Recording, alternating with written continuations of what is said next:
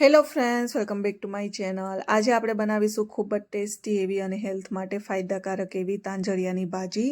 બનાવવાની રીત એકદમ સિમ્પલ છે, પણ આ રીતે બનાવજો, ખૂબ જ ટેસ્ટી બને છે અને ઝટપટ પણ તૈયાર થઈ જાય છે। તો આ રીતે તાંજળિયામાં આપણે પાંદડાઓ તોડી લીધા છે, સારી રીતે ધોઈ લીધા છે સારા પાણીએ, એટલે એમાંથી માટી હોય તો નીકળી જાય, એટલે 2-3 પાણીએ ધોઈ લેવા।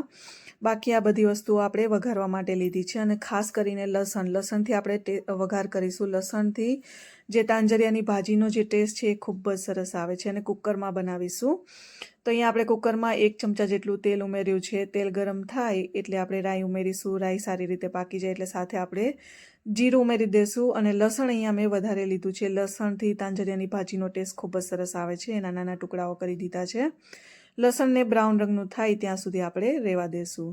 તમે મારી ચેનલ ઉપર નવા હોય, હજુ સુધી ચેનલને સબસ્ક્રાઈબ ના કરી હોય તો ચેનલને જલ્દીથી સબસ્ક્રાઈબ કરી લો અને બાજુમાં આપેલા બેલ આઇકનને પણ જરૂરથી હિટ કરો, તો સાથે જ તમને નોટિફિકેશન વિડીયો મૂકતા જ મળી જાય। તો અહીંયા આપણે હિંગ અને હળદર ઉમેરી દીધી છે।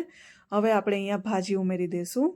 તો અહીંયા જોતાં વધારે લાગે છે તો આપણે મીઠું ઓછું ઉમેરીશું, કેમ કે આ જે ભાજી છે જેટલી દેખાય છે એના કરતાં સાવ ઓછી થઈ જશે, એટલે આપણે મીઠું પણ એ રીતનું આપણે ઉમેરવાનું છે, એટલે વધારે ખારું પણ ના થાય, એટલે આપણે સ્વાદ અનુસાર મીઠું ઉમેરી દઈશું।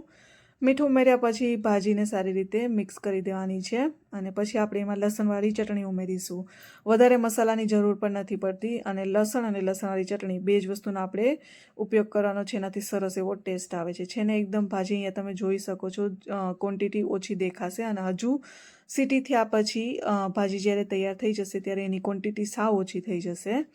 હવે આપણે અહીંયા લસણવાળી ચટણી ઉમેરી દેવાની છે અને કુકરનું ઢાંકણું બંધ કરી 2 થી 3 સીટી થાય ત્યાં સુધી રહેવા દેશું અને પછી આપણે ચેક કરી લઈશું। ફટાફટ આ ભાજી તૈયાર થઈ જાય છે। તમે તપેલામાં કે કડાઈમાં પણ બનાવી શકો છો, પણ કુકરમાં ઝટપટ તૈયાર થઈ જાય એટલા માટે મેં અહીંયા કુકરનો ઉપયોગ કર્યો છે। તો અહીંયા 2 થી 3 સીટી જેવું થઈ ગયું છે। હવે આપણે ચેક કરી લઈએ। પાણી વગર જ બનાવવાની છે, કેમ કે આમાંથી પાણી બહાર નીકળે છે એટલે એમાંથી જ ભાજી સરસ બફાઈ જાય છે, એટલા માટે આપણે પાણીનો બિલકુલ ઉપયોગ નથી કર્યો। તો અહીંયા સરસ એવી ભાજી તૈયાર થઈ ગઈ છે, જોતાની સાથે જ ખાવાનું મન થઈ જાય અને ખૂબ જ ટેસ્ટી બને છે।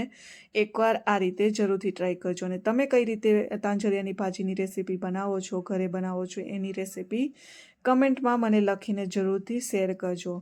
તો મળીએ નેક્સ્ટ વિડીયોમાં કોઈ નવી રેસીપી સાથે, અને વિડીયો ગમે તો લાઇક કરજો, તમારા ફ્રેન્ડ્સ એન્ડ ફેમિલીમાં શેર કરજો અને ચેનલને સબસ્ક્રાઈબ જરૂરથી કરજો। મળીએ નેક્સ્ટ વિડીયોમાં નવી રેસીપી સાથે, ત્યાં સુધી બાય।